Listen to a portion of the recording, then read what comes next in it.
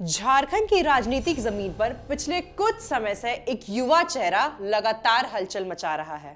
ये चेहरा है डुमरी के विधायक जयराम महतो का। उन्हें उनके समर्थक टाइगर कहते हैं। उनकी जीत किसी सामान्य विधायक की जीत नहीं है। यह झारखंड की 2 पीढ़ियों से चली आ रही सत्ता और विपक्ष की द्विपक्षीय राजनीति में एक तीसरे ध्रुव का उदय है। लेकिन इस नए उभार के साथ ही जयराम महतो पर राजनीतिक हमलों की तीव्रता भी बढ़ गई है।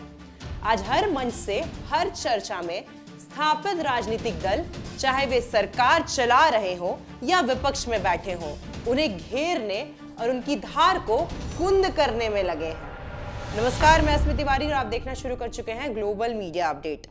सवाल है, क्यों इतना खटक रहा है एक युवा गरीब पृष्ठभूमि से आया नेता? आइए समझते हैं कि कैसे इन आरोपों की बौछार में जयराम महतो अपनी जगह बनाने में कामयाब हो रहे हैं। जयराम महतो पर सबसे पहला वार उनकी पहचान की राजनीति पर होता है, जो उन्हें एक व्यापक नेता के बजाय एक सीमित क्षेत्र या जाति के नेता के रूप में पेश करने का प्रयास है। लगभग हर मीडिया प्लेटफॉर्म पर उनसे बार बार एक ही सवाल पूछा जाता है, कुर्मी समुदाय को अनुसूचित जनजाति यानी एसटी में शामिल करने के मुद्दे पर उनका अंतिम विचार क्या है। यह सवाल उन्हें एक नाजुक और विभाजित करने वाले मुद्दे पर फंसाने की कोशिश है। समर्थक कहते हैं कि जब आदिवासी और कुर्मी दोनों समुदाय में कई बड़े नेता है, तो यह प्रश्न बार बार केवल जयराम महतो से ही क्यों किया जाता है। उनकी पार्टी झारखंड लोकतांत्रिक क्रांतिकारी मोर्चा यानी जेएलकेएम को बदनाम करने के लिए आधारहीन आरोप लगाए जाते हैं। उन पर और उनके संगठन पर अवैध उगाही और चंदाखोरी का आरोप लगाकर उनकी छवि एक आंदोलनकारी से बदलकर आपराधिक तत्व की बनाने की कोशिश की जाती है। इसका सीधा मकसद युवाओं के बीच उनकी विश्वसनीयता को खत्म करने का है। जेएलकेएम के नेताओं को बदनाम करने की यह रणनीति तब और मुखर हो जाती है जब जयराम महतो खुद राज्य में व्यापक भ्रष्टाचार पर आवाज उठाते हैं। उनके समर्थक सत्ता पक्ष और विपक्ष की चुप्पी पर तीखा तंज कसते हैं। वे कहते हैं, झारखंड में जो भी अवैध काम हो रहा है, चाहे वह रोजाना हजारों टन कोयला चोरी हो या नदियों से अवैध बालू खनन, ये सब जेएलकेएम के नेता कर रहे हैं। यह स्पष्ट रूप से एक विद्रूप है।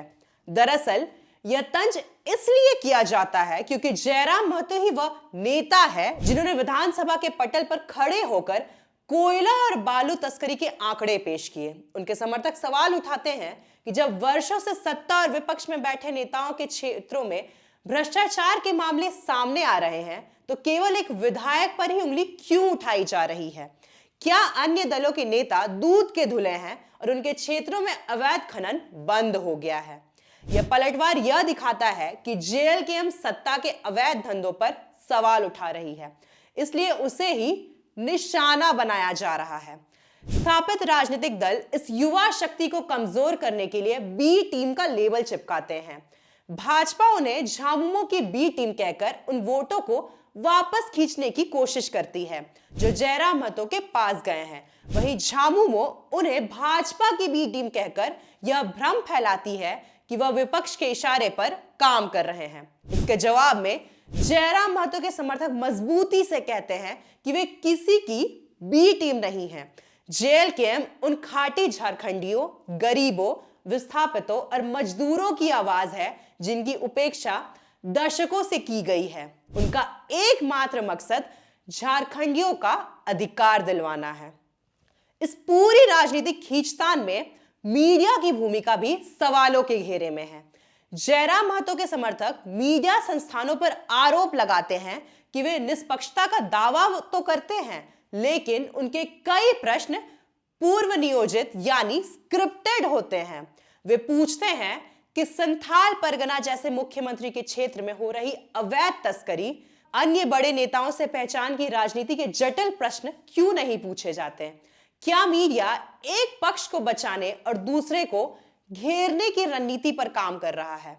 युवा विधायक जयराम महतो की लड़ाई केवल विधानसभा के अंदर नहीं बल्कि बाहर भी है।